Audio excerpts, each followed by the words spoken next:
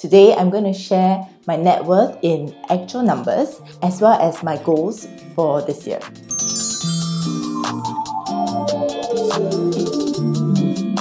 Hey friends, welcome back to the channel. If you're new here, I'm Ying Ying, and now I realize this is a YouTube channel started out by my boyfriend and I. On this channel, we explore realization about life and happiness as we pursue our goals. Today, I want to share on June net worth updates, as well as outlining my financial goals for 2021. I'm quite nervous to share this information publicly because I'm not too sure how would people react to it. But since this is about our financial journey and our realization to reach our goals, I figured that it would be a great opportunity to be transparent for now. I've done a breakdown on how I separate my different finances via another video that I will link below. So today I'm just going to focus on the net worth update.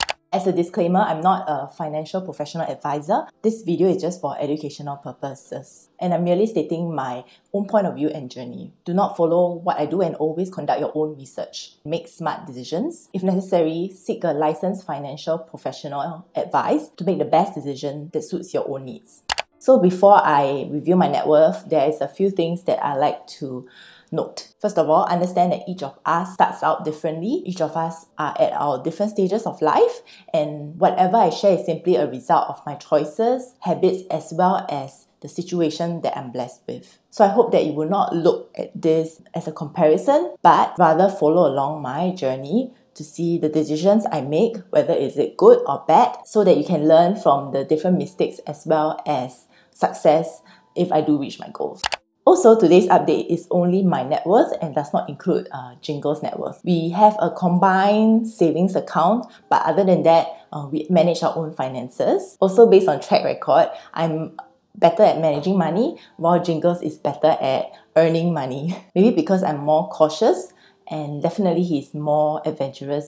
Without further ado, this is how I break down my net worth. I break down into liquid net worth, retirement account, as well as property. For my liquid assets, I have cash, stocks, funds, robo-advisors, and cryptocurrency. So for cash, I currently have about $17,000 in my bank account. For stocks, I have 3 accounts. One is OCBC Securities, which I hold my main Singapore stocks. The next account that I have for trading overseas stocks would be Interactive Brokers. This is my main account that I just started sometime last year to invest in the US markets. Similarly for Moomoo, which I set up recently to take advantage of the opening promotion. The next account that I have is IFast. So IFast is a place where I buy various funds. It is managed by my financial advisor. Once in a while, they will do some rebalancing to respond to the market conditions. So for that account, it is really a very passive kind of setting aside money every month. I've started dollar cost averaging on a monthly basis since 2016. So far, I have deposited about $27,700 and currently my holdings are worth $37,300.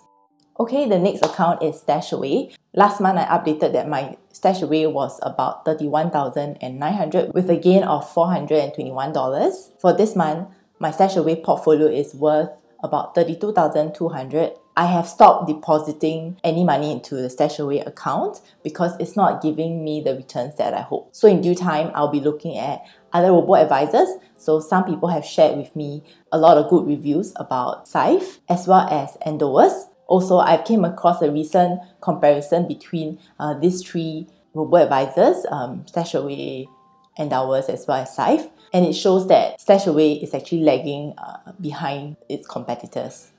Next, for cryptocurrency, I have a total of $6,989 stored in various exchanges, which includes Coinbase, BlockFi, Bittrex, and Huobi. Amount has actually dropped from the highest, I think in May or June. The total amount of money that I've put in is about $4,300. In terms of cryptocurrency, I don't trade them, just buying and holding them, putting in different staking as well as generating interest from the cryptocurrency holdings that I have. I don't have any strategy for cryptocurrency for now because I leave it to Jingles, who is the more adventurous person to handle the cryptocurrency investment part. He's definitely much more familiar about the scene more than I do. My retirement account is under the CPF system in Singapore. Currently, this is the amount I have. Within my ordinary account, I have 15,000. Special account, I have 139,000, as well as my Medisave, which is $38,000. I put a significant portion from my ordinary account to my special account to take advantage of the additional interest. I learned this about 3 to 4 years ago through this guy called AK. He's actually very anonymous. And last year I learned about the 1M65 strategy, which adds to the knowledge that I've known and learned from AK. Okay, so what is 1M65? It basically means 1 million by 65 years old. It is a strategy that capitalizes on topping up your CPF balances and parking your savings within the CPF special account as well as Medisave account to allow for it to earn an attractive rate of 4% interest on a yearly basis to reach $1 million by 65 years old. Because I trade options and it is seen as a higher risk, I am using my CPF as my safety net, which is a risk-free 4% interest rate every year. So even if I do make mistakes or anything, I know that I still have cash when I'm older, and I'll be looking to employ the 1M65 strategy in the next couple of years. Okay, lastly, it is property. I have a Malaysia condo that I bought back in 2019. Currently, I'm looking to sell it because Jingles and I is not able to buy a Singapore HDB property if any of us own an overseas property. For now, the home is valued at about 200,000 and my current mortgage loan is around 186,000. So we'll need to deduct the debt from the total net worth. However, because right now prices for the homes are sky high in Singapore, we will likely not be looking at buying any house in the near future. Furthermore, we will need a cooling period after we sell our house in Malaysia before we can get a home in Singapore, if we choose to get one.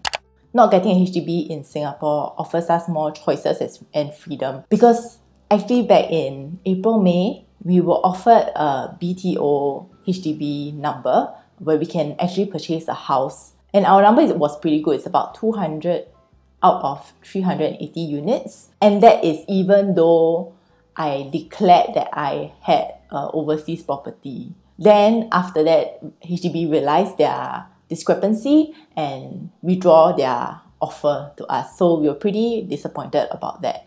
However, we took some time to re-examine the different choices that we might have in the future, since not having a home in Singapore gives us the freedom to move anywhere in the world where we want, right? I mean, if Japan and Italy is offering such cheap homes, we could possibly make something work using some kind of geographic arbitrage, perhaps.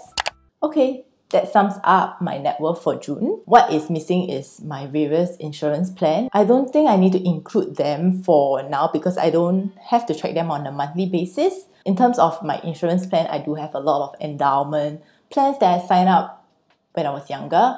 During that time, I am pretty much very uneducated about the different financial instruments that we have. If not, I wouldn't have bought them. There were so many regrets, which I shall not elaborate for now, because it's going to be a long story. I've penned a Medium article about my learnings, and if you would like to read them and learn from the mistakes, I have put the link down below.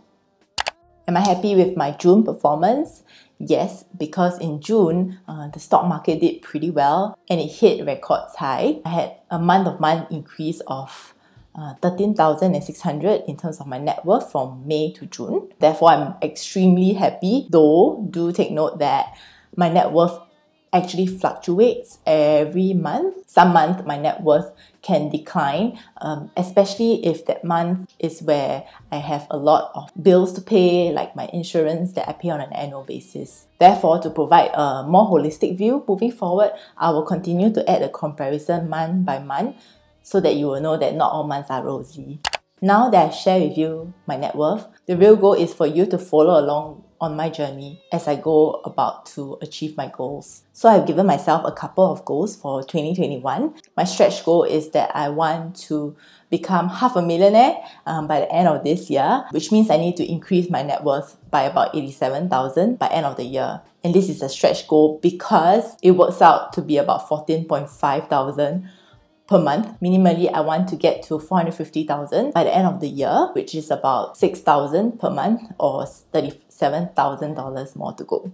I wouldn't think achieving such financial goals would be possible 2 years back because I've always relied on income as my main source of savings. But now, since I've learned about trading, investing, compound interest, it can be possible to learn how to capitalize on all the capital that I've saved up during my younger years. Many wise people would say that don't put your money in the bank and you should make your money work for you. One key thing that I've learned is that scary thing does not mean that it is a dangerous thing. Finance can be a very scary topic to go into, but it is dangerous to ignore it. It is dangerous to put off planning for your finances, and the best timing is now, not in the future. That's all, folks. Do let us know if you like this kind of video and detailed sharing. And if you do find it helpful, do let us know, perhaps by clicking the like button or providing with us comments on how we can improve. And we'll look forward to provide more valuable realizations in the future. So thanks for watching, and I'll see you later.